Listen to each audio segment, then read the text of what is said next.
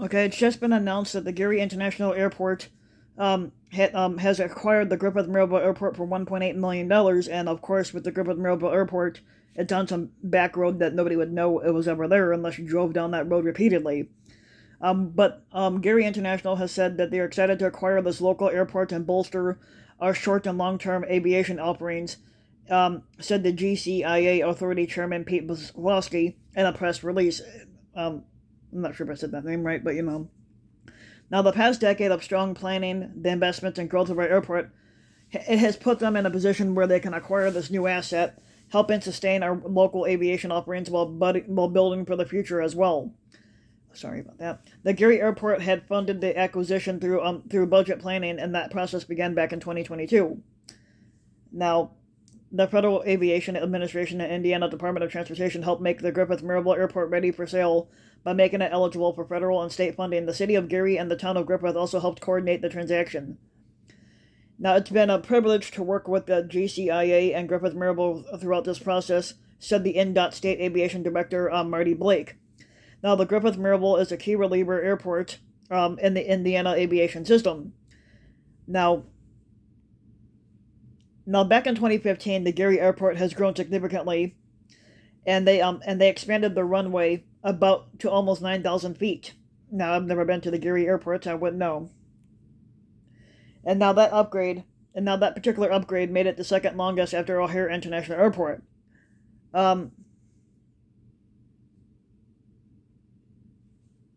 So basically, they're praising that one. Then we got now the Hard Rock Casino, which is a newer casino in Indiana, which is based out of Gary. Hard Rock Casino has been rolling in dough. Indiana alone has collected a total of $48.6 million in tax revenue from slot machines and table games, along with an additional $2.9 million from settled sports wagers in November, as reported by the Indiana's gambling scene. The Hard Rock Casino in northern Indiana has once again secured its spot as the top earning casino in the state, marking an impressive 25 consecutive months at the pinnacle of the Indiana Gaming Commission's IGC revenue charts. Now, according to data that was released on December 12th by the IGC, Hard Rock Casino in northern Indiana reported a substantial win of $37.2 million in November alone, showcasing a notable 5.1 increase compared to the same period in 2022, where it raked in $35.4 million. The Gary-based gaming, dining, and entertainment destination not only maintained its stronghold, but also contributed significantly to the state's overall casino win, and it accounted for nearly 20% of the $190.8 million total revenue for November of 2023. Damn, they damn near made $200 million this year. Fuck me. Okay. Now, Matt Schufert, who is the president of Hard Rock Casino in northern Indiana, attributed the ongoing success to a combination of factors, and it reported the Times of Northwest Indiana. Now, Schufert remarked that the continued growth, which is driven by a robust entertainment calendar and new gaming products and seasonal food and beverage menus, is truly remarkable. I've never actually been to a casino. I mean, I've been to a casino, but I've never actually ate there. That'd be something to try next time. Now, Hard Rock's dominance extended beyond the slot machines, where it boasted a state-leading play totaling $253.6 million and a win of $25.8 million. This performance surpassed the figures from November of 2022, where the casino recorded $23.3 million in slot wins on $235.5 million in play. Now, notably, the Gary Casino also led the state in table game play, which is primarily baccarat, which I've never played, but with an impressive $48.6 million, securing the top spots in table wins with $11.4 million. Now, to put this achievement in perspective, more money was wagered at Hard Rock's table games in November than the combined tables of the three other Northwest Indiana casinos, totaling $40.6 million. Now, Horseshoe Casino had faced an 11.3% drop in November, losing former leadership in Indiana. In contrast, the state's former earnings leader, Horseshoe Casino in Hammond, Indiana, experienced a major decline, ranking third in the state with $22.8 million in a win, and which is a notable 11.3% decrease from November of 2022. Other major players, such as Ameristar Casino in East Chicago, Indiana, and Blue Chip Casino in Michigan City, Indiana, also saw declines of 13.3% and 3% respectively. Now, meanwhile, the popularity of sports wagering among Hoosiers reached new heights with the statewide online and retail sports wagering handle reaching $513.7 million in November compared to $452.3 million in the same period in 2022. As the year draws to a close, Hard Rock Casino in northern Indiana remains optimistic with plans to conclude 2023 on a high note, featuring a free New Year's Eve concert on the basically featuring a free New Year's Eve concert on the Hard Rock Cafe stage headlined by Sugar Ray. So if you're in the area and you like Sugar Ray, go check them out. A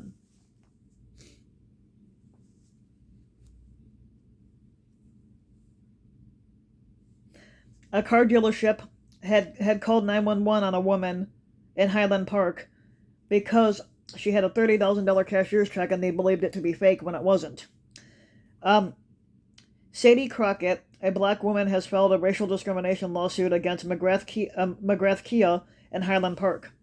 Now, this was after she was allegedly falsely accused of using a fraudulent check to purchase a vehicle, and this incident occurred on March 10th of this year, leading to Crockett's arrest at the dealership.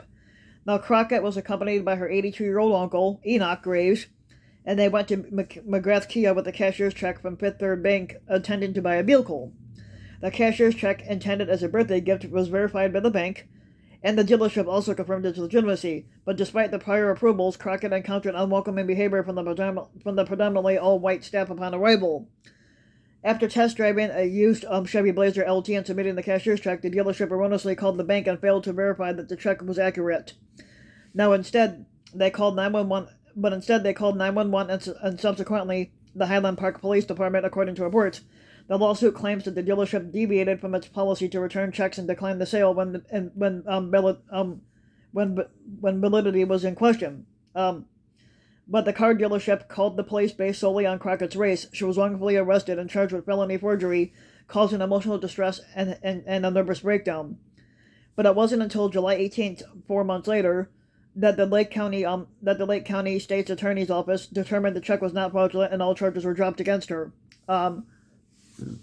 The lawsuit seeks compensatory and punitive damages for the wrongful arrest, naming McGrath Kia, Fifth Third Bank, and WKM Automotive Inc., the City of Highland Park, and the involved officers. Now, Crockett's attorneys are demanding justice to address the emotional distress and damage to her reputation caused by the incident and its aftermath.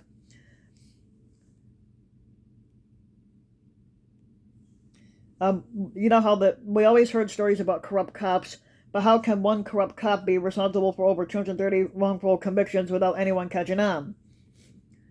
Now, the Cook County judges have been busy the last 8 years vacating convictions linked to former Chicago Police Sergeant Ronald Watts, who fabricated evidence on numerous occasions and made up charges, ruining lives of hundreds of people, and he cost the city over $100 million before all cases were settled.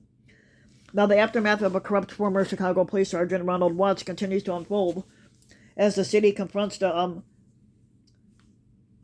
repercussions of wrongfully convicted individuals seeking justice. Now, the mayor of Brandon Johnson's administration is in negotiations with exonerees, a potential deal that, based on recent settlement patterns, it could exceed $80 million, and it reveals a WBEZ analyst. Now, over the past 8 years, judges have tossed out more than 230 felony convictions linked to Watts, prompting over 187 people to be exonerated, and these 187 people that were exonerated filed damage lawsuits in federal courts since September. Negotiations between city attorneys and the exonerees legal representatives have taken place.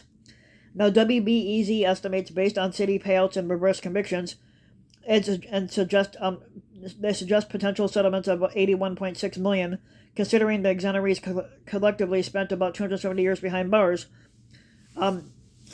Now, the Watts scandal sheds light on systemic corruption within the Chicago Police Department, where allegations of taxing drug dealers and framing innocent people at Ida B. Wells, a former South Side public housing complex, prevailed for over a decade. Now, despite the investigations, CPD and the FBI had allowed corruption to persist. Now, Sergeant Ronald Watts and another unit member, Khalat Mohammed, were eventually caught stealing money from an FBI informant in 2012. But Watts served a 22-month prison sentence. In his recent public comments, Watts claims he was wrongfully targeted and dismissed the lawsuits against him as frivolous charges. The first person to be exonerated, Ben Baker, had two Watts-tied drug convictions overturned back in 2016. Baker, along with Clarissa Glenn, is scheduled for a federal trial in January of 2025, a landmark case on compensation linked to Watts' corruption. Now, the U.S. District Judge Franklin U. Valderrama oversees coordinated discovery in this case and 175 others pushing for settlement talks. While most Watts lawsuits are filed in federal court, Cook County Circuit Court of specifically Alvin Waddy's trial scheduled for April of 2023, which already happened, and might have set the precedent for settlements. Waddy's case, where he spent over 463 days behind bars, which is a little over a year, resulted in a 2019 overturned conviction and a $70,000 state compensation.